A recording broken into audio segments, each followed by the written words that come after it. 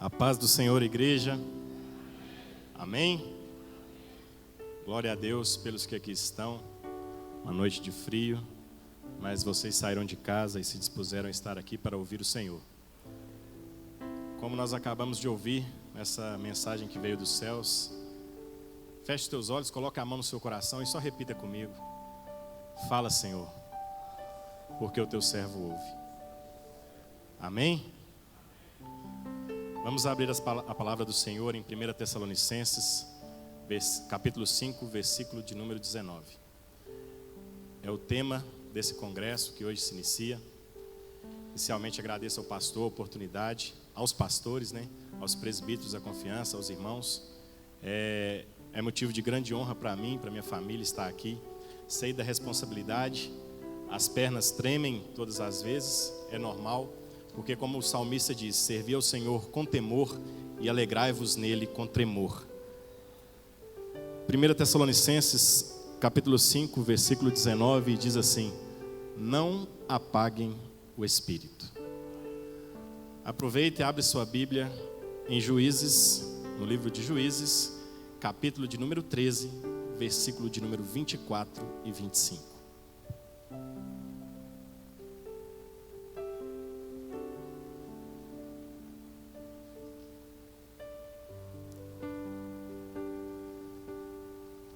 Diz assim o texto: a mulher deu à luz a um filho e pôs-lhe o nome de Sansão. O menino cresceu e o Senhor o abençoou.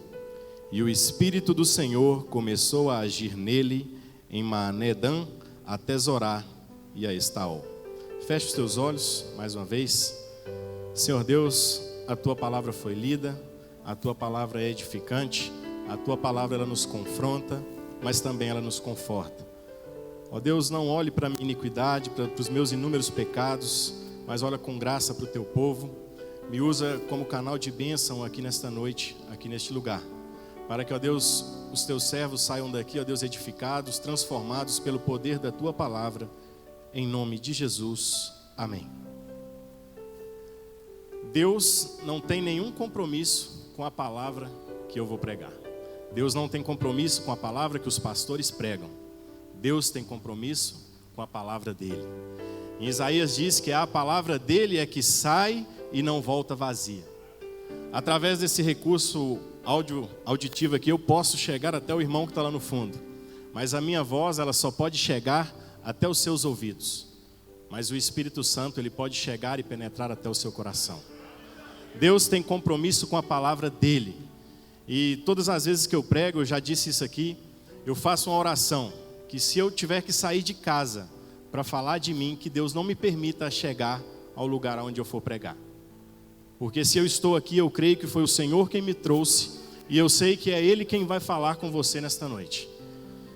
Como o versículo tema do nosso congresso diz, não apaguem o Espírito Santo de Deus.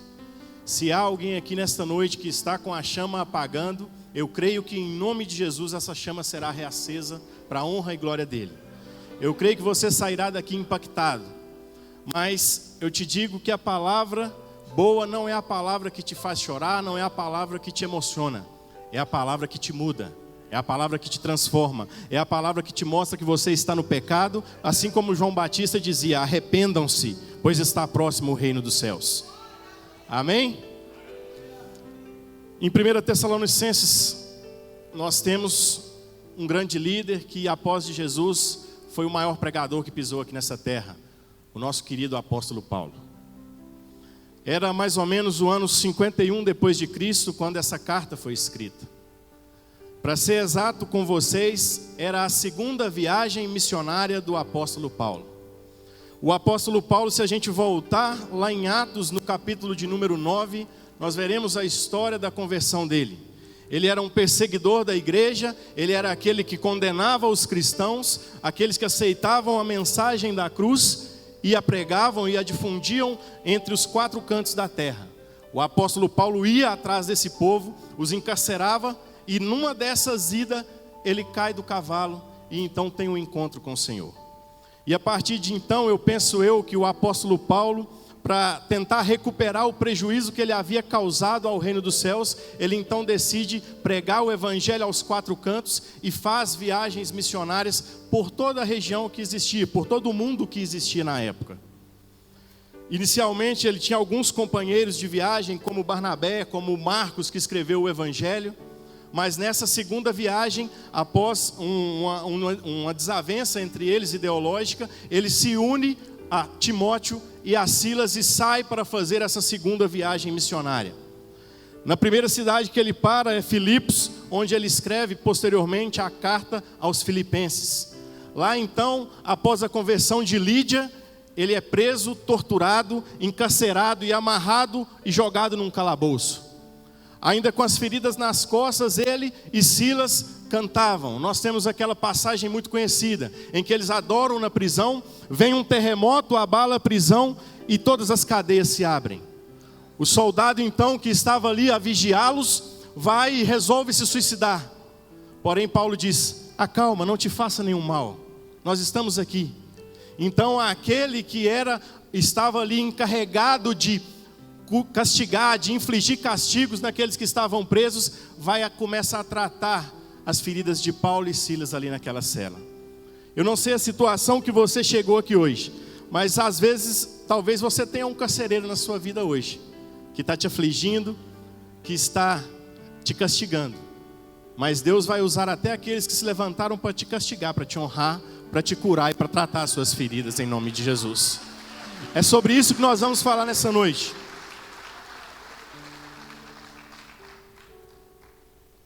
Ainda com as costas machucadas, Paulo sai e para na segunda cidade, capital da Macedônia, que era Tessalônica. Macedônia era como se fosse um estado da época. E Tessalônica era a segunda cidade maior, disputava com Constantinopla qual seria a capital do mundo. Para a época, era uma cidade de aproximadamente 200 mil habitantes. E Paulo, como judeu que era, com livre acesso no Estado romano, ele conseguia acessar as congregações, as sinagogas da época e falar aos judeus abertamente sobre aquilo que ele acreditava que era o Cristo. E ele, após chegar em Tessalônica, senta na congregação e por 3 sábados seguidos, ele começa a falar a palavra de Jesus o Cristo àquele povo. Ele começa a falar o quê? Que aquele que padeceu, que morreu e que ressuscitou ao 3º dia, não era uma história da carochinha, mas ele havia o visto na estrada de Damasco, ele havia o cegado e por 3 dias ele foi tratado, e ele sabia que ele era o Cristo esperado, que ele era o Messias, que os judeus não acreditavam que era. E ele vira e fala para aqueles judeus, fala assim: arrependam-se, o Cristo já veio, vocês ainda estão esperando, mas ele já veio, o Espírito Santo já está entre nós, o aceitem o sacrifício que foi feito naquela cruz. E os judeus então, muitos deles se recusaram dessa palavra. Lá em Atos capítulo 17, fala sobre isso que eu estou falando, é quando a igreja de Tessalônica é implantada. Então, uma multidão de gregos, que eram gentios da igreja, que não eram o povo da linhagem de Israel, aceitam aquela conversão, aceitam aquela mensagem de Paulo, e após essas 3 semanas, começam a fundar a igreja ali em Tessalônica, juntamente com alguns poucos dos judeus que acreditaram. Diante disso, diante de toda a perseguição que já existia na igreja de Cristo, Paulo então é expulso da cidade de Tessalônica. E então, fora da cidade já, ele escreve essa carta para a igreja e deixa um manual de instruções para como eles deveriam se portar e como eles deveriam agir naquele tempo. Se a gente pegar o livro de Tessalonicenses, as 2 epístolas, é exatamente isso, é um manual de instruções, é o que ele tinha que fazer, eram as histórias que ele ouvia da época e mandava a carta dizendo como eles deveriam proceder. Paulo não era como eu e você hoje, que tinha o WhatsApp, que tinha o Facebook, que tinha as redes sociais. Ele escrevia os pergaminhos e mandava às igrejas que ele havia fundado. E apesar de pouco tempo, as 3 semanas, o Espírito Santo preencheu aquela igreja. Mas havia dissensões, haviam discórdias. Se você vê no capítulo 2 de Tessalonicenses, eles escrevem e falam que Paulo tinha que ter compromisso com os irmãos com o que ele pregava. Ele fala assim: não me importa agradar aos homens, mas sim agradar a Deus com a minha palavra. E continuando, ele fala da segunda vinda de Cristo. E então nós chegamos no capítulo 5, que é onde eu quero entrar com vocês. No capítulo 5, ele fala inicialmente da vinda de Cristo, e então, entre os versículos 12 e 23, que é o texto do nosso congresso, ele passa 4 tipos de recomendações à igreja da época. Inicialmente, o trato do povo de Deus com os pastores e com os líderes da igreja.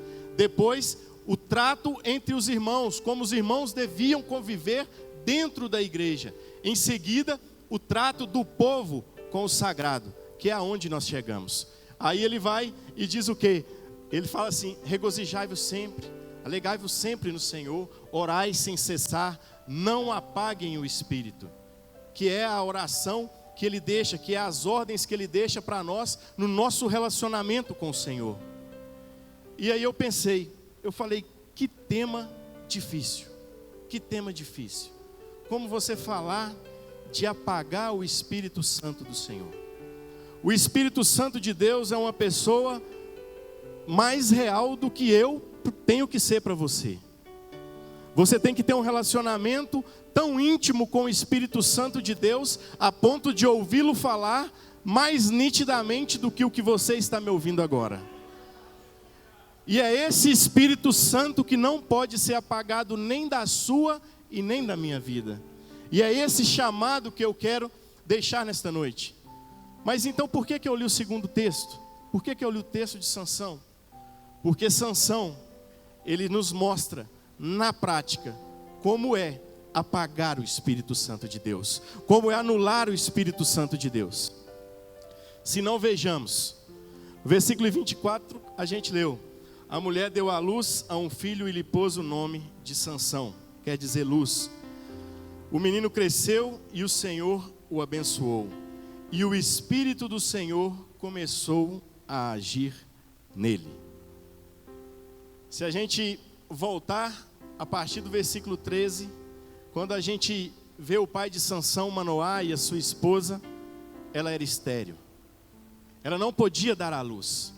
Então ela recebe a visitação de um anjo e fala: passado o devido tempo, você vai dar à luz a uma criança, e ela está consagrada desde o seu ventre, e será um nazireu desde o ventre, ele está consagrado. E o que é um nazireu? Se a gente for lá, num dos livros da lei, lá na Torá, em número 6, fala quais eram os votos que o nazireu, ou aquele que tinha o nazireado, tinha que ter. Ele não podia tomar vinho e nenhum tipo de bebida forte, nada que viesse do fruto da videira. Ele não podia passar a navalha sobre a cabeça. E ele não podia tocar em coisas imundas, das quais os cadáveres.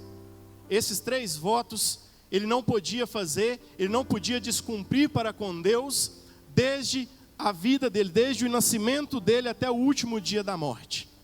Mas lá no início do capítulo 13, Deus, quando o anjo fala com ela, ela fala assim: o anjo fala assim: ele será abençoado, desde o dia do nascimento até o dia da morte dele. Sansão era um homem cheio do Espírito de Deus. Ele era um homem poderoso, era um homem de uma força colossal. Mas ele vai nos ensinar como nós fazemos aquilo que o nosso congresso quer trazer. Como se apagar a ação desse Espírito maravilhoso que nós temos que ter na nossa vida. Primeiro ponto: como Sansão conseguiu apagar o Espírito Santo de Deus? Pela impulsividade dele. No capítulo que nós lemos, no capítulo seguinte, fala do casamento de Sansão. Ele desceu até uma cidade que não era da tribo dele, que não era da linhagem dele. Ele desce até essa cidade e vê uma jovem ali, então ele se apaixona por aquela jovem e fala para os pais: vai até lá, porque eu quero aquela moça, outra não me serve, eu só me agrado dessa. Foi isso que ele falou. Ele era impulsivo e emotivo. E eu queria dizer para você que o recado de Sansão, a história de Sansão, é a história da nossa geração. Nós somos impulsivos e muitas vezes queremos impor a Deus a nossa vontade.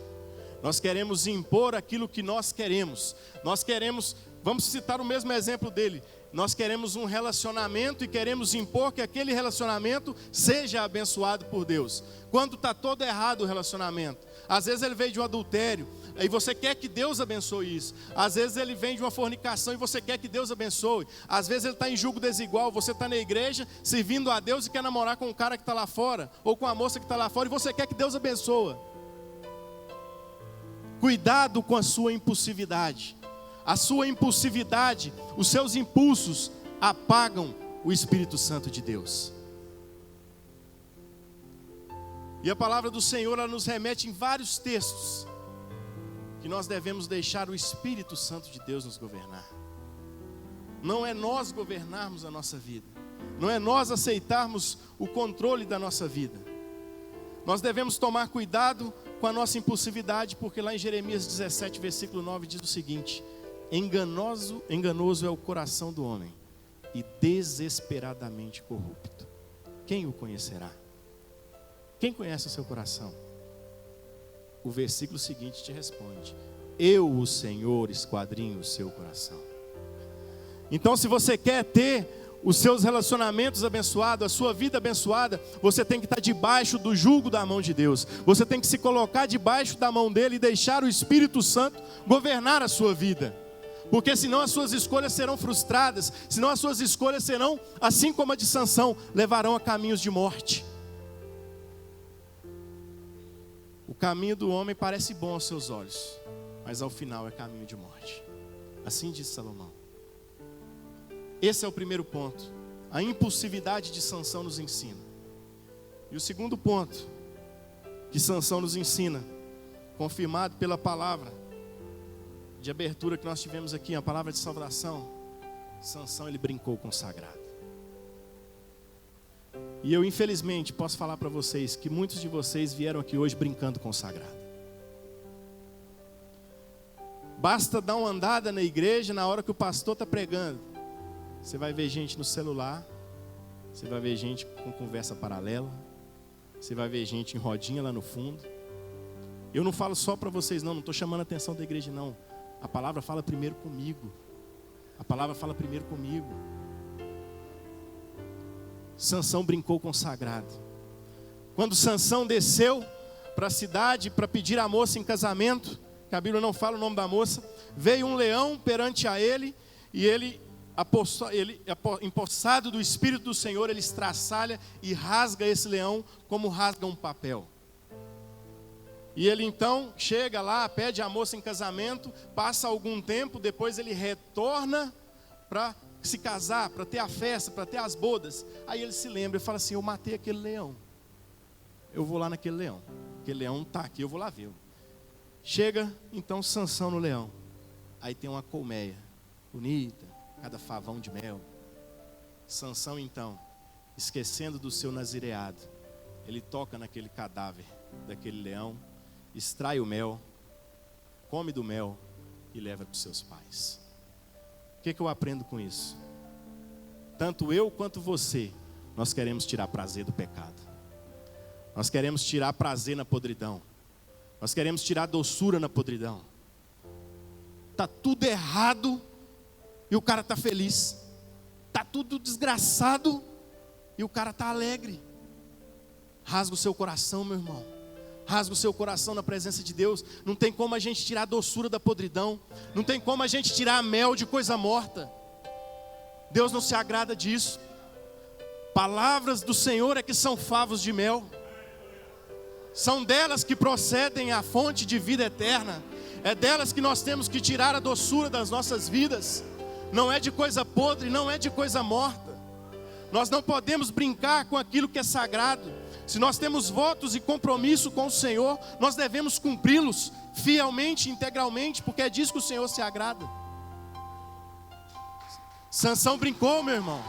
Sansão brincou com o que é sagrado.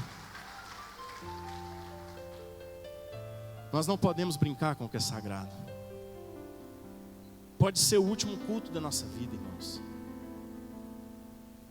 Acabei de me lembrar aqui do pastor Rubens, homem de Deus que eu conheci. Foi chamado para fazer a marcha para Jesus aqui. Agora ele está marchando com Jesus lá no céu. E se for hoje sua hora? E se ao sair daqui for você que for atropelado por um carro? Não estou jogando praga na sua vida não, irmão. Não pense isso. Eu estou falando o que pode acontecer. Porque nós não podemos acrescentar nenhum côvado na nossa vida. Mas e se for hoje o nosso último culto? Nós brincamos com o sagrado?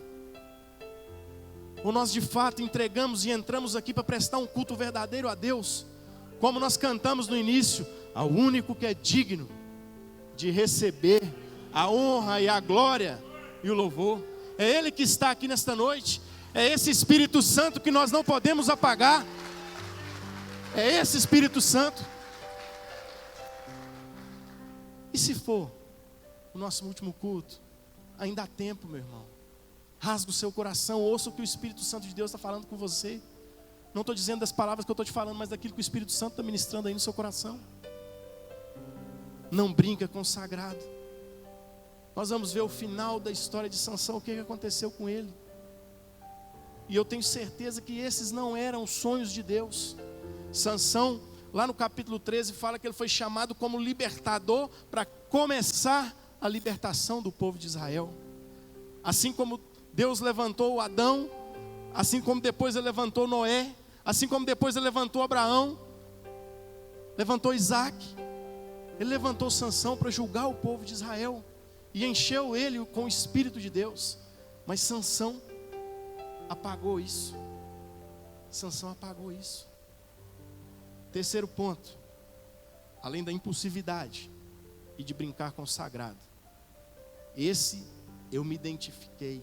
Esse Deus falou comigo, mais ainda profundamente. Sansão imitou o mundo. Imitou o mundo.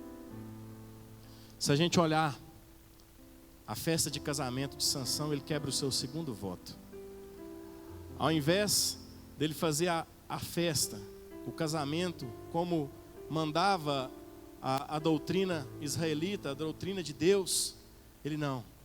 Ele preferiu se misturar e se imitar ao mundo.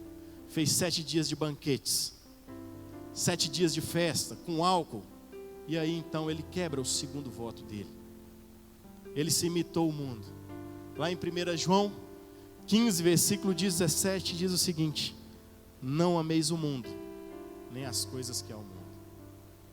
Aquele que amar o mundo, o amor do Pai não está nele.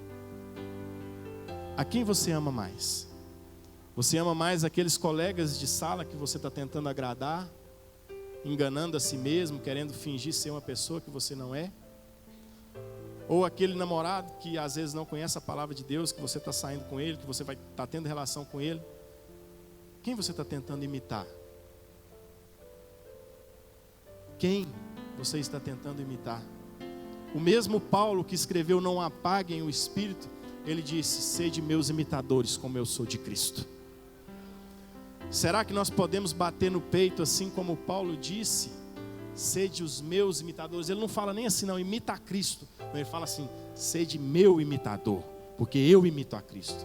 Será que nós podemos bater no peito e falar isso? Sede meus imitadores, me imitem. Isso falou comigo, meus irmãos. Quantas vezes nós estamos numa rodinha que está lá no Salmo 1, a roda dos escarnecedores, zombando daquilo que nós, falando de algum assunto que nós devemos nos posicionar como cristãos, e muitas vezes nós nos omitimos, nós nos calamos, nós apagamos o Espírito Santo e não deixamos ele dar lugar na nossa boca e falar: não, ei, eu não concordo com isso não. Hoje eu ainda falava com um colega meu de serviço, com um tenente amigo meu, que a esposa está grávida. E ele veio, eu falando do meu filho assim, que meu filho estava jogando bola comigo, me acordou hoje de manhã, eu trabalhei até às 7, 11h30 da manhã, ele deu um bicudo com a bola na porta do quarto, assim, eu quase dei um infarto. Falei: Jesus, está voltando. Aí eu acordei, eu vou brincar com ele. Ele falou assim: não, mas você tem que deixar brincar mesmo, porque hoje em dia os meninos estão brincando de boneca. Eu falei: está repreendido, Satanás. Aqui em casa não. Ele falou: não, senhor, mas meu tio também falava isso. E lá em casa aconteceu. Eu falei assim: eu não creio nisso. Isso aí é desvio de caráter. Isso é desvio de personalidade, é falta de conhecer a Deus. Se você criar uma pessoa na doutrina da igreja, não tem disso não. O homossexualismo não vai chegar na sua casa não. O alcoolismo não vai chegar na sua casa não.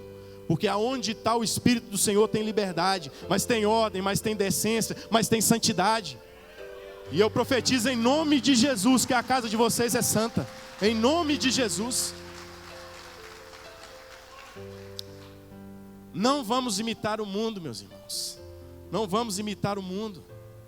Aqueles que amam o mundo, o amor do Pai não está nele. E continuando esse texto lá em 1 João, ele fala que o amor do mundo, a concupiscência da carne, vai passar, mas a palavra do Senhor vai permanecer eternamente. Não é a palavra que eu estou pregando que vai permanecer no seu coração, é a palavra de Deus, porque ela jamais passa. Ela é atual. Ela é atual. Sansão está nos ensinando hoje. Sansão está nos ensinando a ser menos impulsivo, a não imitar o mundo. Nós não podemos apagar o Espírito Santo de Deus das nossas vidas, senão nós vamos sucumbir, senão nós vamos cair no pecado. Quarto ponto, Sansão assumiu o controle da vida dele. Ele então passou a se prostituir. A vida dele desgraçou de tal forma que, para você ter uma ideia, esse casamento dele não teve nem sequer a lua de mel. Após o casamento dele, ele na festa de casamento do banquete, ele lança um enigma e ninguém consegue quebrar o enigma. Então os inimigos dele ameaçam a esposa dele, com quem ele havia acabado de casar, para ela saber qual era o significado do enigma, para eles quebrarem o enigma que Sansão havia dito. Então ela engana Sansão, consegue o significado do enigma e passa aos inimigos dele. Então os inimigos revelam a ele o enigma e ele fala: vocês só conseguiram isso porque vocês então afrontaram a minha ovelhinha. Então ele mata 30 inimigos para pagar a dívida dele e vai pagar. Mas no que ele matou, eles se vingaram e queimaram a casa dela, com ela viva, com a esposa dele, com o sogro dele, com todos os familiares dele. Mas quando ele chega na casa, ela já tinha até casado com outro. Virou uma bagunça total a vida de Sansão. Por quê? Porque ele brincou com o sagrado. Porque ele imitou o mundo. Porque ele não manteve o compromisso que ele tinha com o Senhor. Dando continuidade, ele já viúvo então, ele desce a outra região, deita com a prostituta, então ele se apaixona por Dalila, que acabou de arruinar a vida dele. Quando ele se apaixona por Dalila, ela por 3 vezes pergunta o segredo da força dele. Ele fala: se você me amarrar com as cordas virgens, se você me amarrar com corda assim, e todas as vezes ele mentindo. E ele estava tão cego que ele não conseguiu ver que Dalila estava enganando ele, querendo saber o segredo para destruí-lo. 3 vezes ela tentou matá-lo, chamando os inimigos para pegá-lo, e ele ainda assim não percebeu. Na 4ª vez, ele vai e conta aquele que ele pensava ser o segredo da força dele. Ele fala assim: pode cortar as minhas tranças então, que toda a minha força se vai. Na verdade, não era por causa das tranças que ele era forte, não era por causa das tranças que ele era poderoso, era por causa do Espírito Santo de Deus. Quando ela corta as tranças dele, que ele quebra o 3º voto do nazireado, a Bíblia diz a seguinte frase: o Espírito do Senhor se retirou dele. Então, quando os inimigos chegam, eles conseguem levá-lo cativo, furar os olhos dele. Aquele que tem um nome que significa sol, luz, agora está na escuridão, cego, por conta de apagar o Espírito Santo de Deus. Vejam quão sério é, quão grave é a presença do Espírito Santo de Deus nas nossas vidas. E não começa de uma vez não. Começa nas pequenas coisas. Começa quando a gente vem para o culto para não ouvir o pastor, para reparar no irmão, na irmã. Começa quando a gente não consegue já orar mais em casa, quando a gente não consegue mais ler a Bíblia. Começa quando a gente não consegue se posicionar no nosso trabalho. Consegue assim, começa assim. E com Sansão foi assim, paulatinamente, dia após dia, até ele terminar no templo de Dagom, servindo como chacota para os filisteus. Os filisteus então resolvem fazer uma festa num templo pagão para humilhá-lo, para desprezá-lo e para celebrar ao ídolo deles, dizendo que eles haviam derrotado os israelitas, que eles haviam castigado e mitigado as forças de Sansão.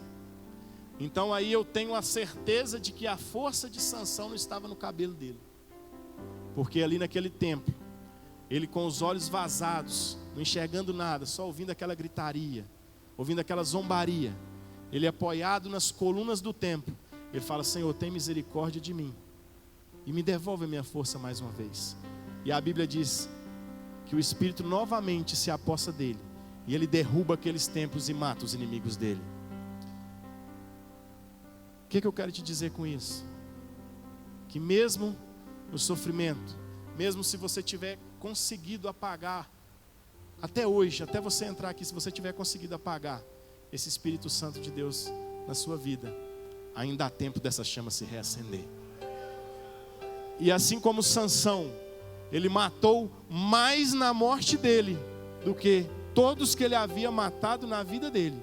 Quando essa chama dentro de você se reacender, tudo que você fez para Deus não vai ser nada em vista daquilo que você vai fazer para a honra e glória dele.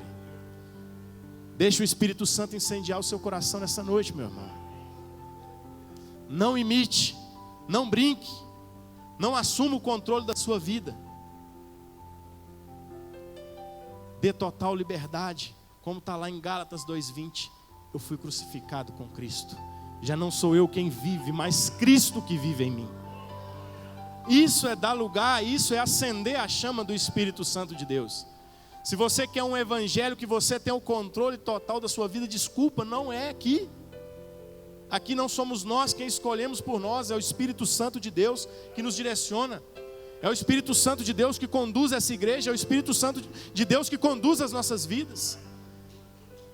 É Ele.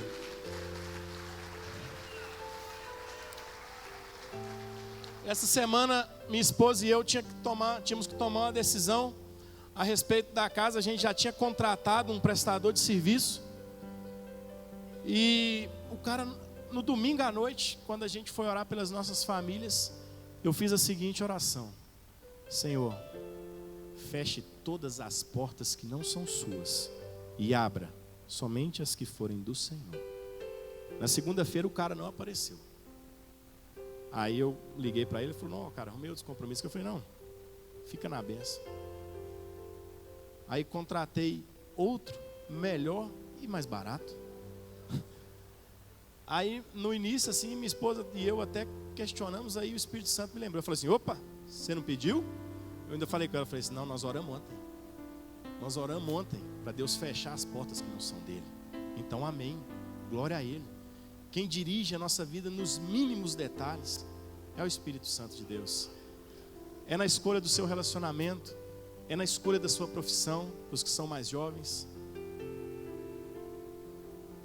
É no trato com a esposa dentro de casa, já que o congresso é para homens. E aqui eu me coloco como primeiro da fila. É honrando a vida da sua esposa, amando-a como Cristo amou a igreja. É honrando a vida dos seus líderes, como Paulo nos ensina lá em Tessalonicenses 5, no capítulo que nós lemos, que ele fala que se o seu líder te exortar, você tem que abaixar a cabeça e ouvir. Se o seu líder está aqui, ele é cheio do Espírito Santo de Deus, ele está falando para você, é Deus que está falando para você. Se ele estiver falando dele, o problema é dele com Deus, não é seu não. O Espírito vai te direcionar, mas o problema é dele. E tudo isso são pequenos detalhes que nós vamos apagando esse Espírito. Isso traz todas essas consequências: frustrações, decepções, ilusões. E o pior de tudo, a gente faz como Sansão, de libertador do povo, a gente se torna escravo, a gente se torna cativo. Sansão, como eu disse, ele era para ser libertador do povo de Israel. Ele se tornou escravo, cego e amarrado e servindo de zombaria. Ele envergonhou o nome do Deus dele. Mas ainda assim a graça e a misericórdia. E o tempo de graça e de misericórdia chegou aqui nesta noite. Se você está se sentindo triste, angustiado, se você está achando que você conseguiu apagar o Espírito Santo de Deus da sua vida, se você já não ouve mais a voz dele, se você já não consegue orar mais, se você já não sente a presença de Deus na sua vida mais, eu quero te convidar a ficar de pé, para a gente orar, para a gente chamar a presença do Espírito Santo de Deus aqui neste lugar, porque eu sei que ele vai reacender chamas aqui nesta noite, eu sei que ele vai reacender, eu sei que vai cair fogo do céu aqui neste lugar, porque todos nós precisamos de um renovo, todos nós precisamos. Assim como Sansão, nós devemos orar: Senhor, tem misericórdia de nós, e reacende essa chama mais uma vez. O tempo do Senhor chegou nas nossas vidas, meu irmão.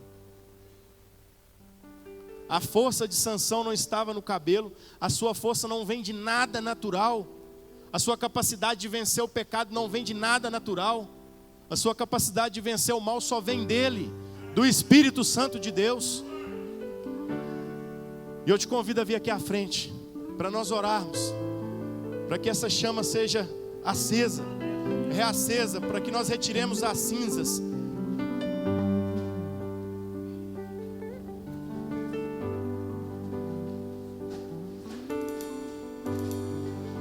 Uma chance igual a essa, talvez eu não tenha mais.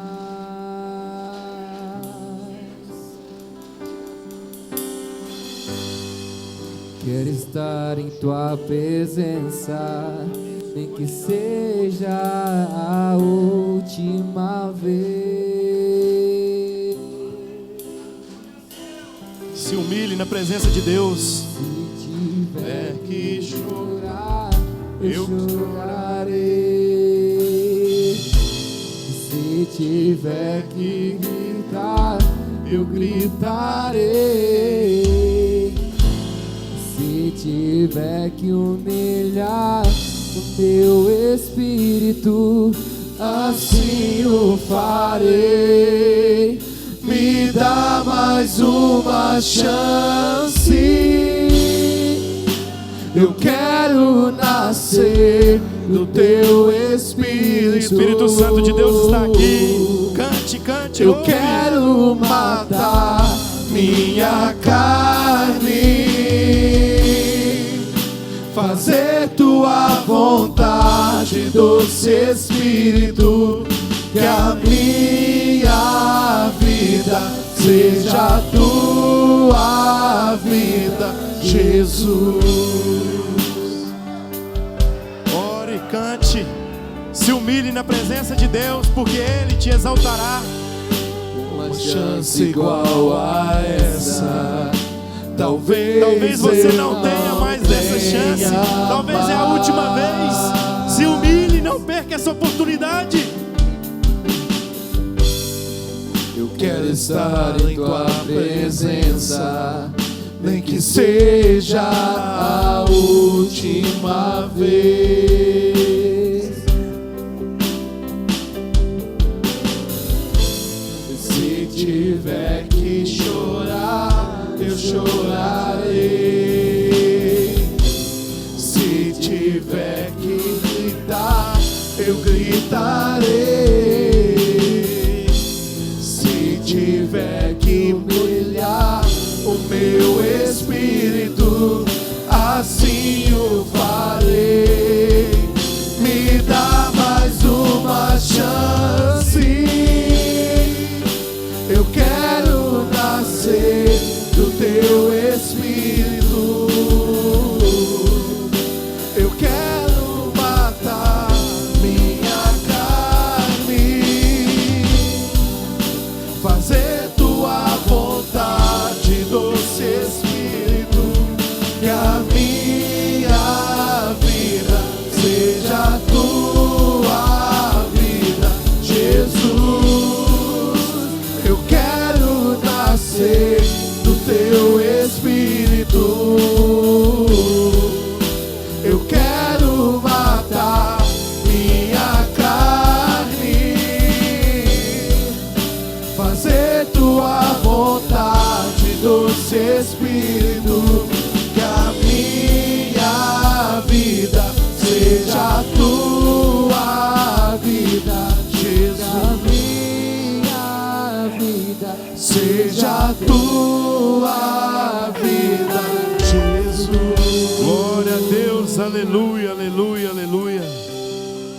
Feche os seus olhos, coloque a mão no teu coração.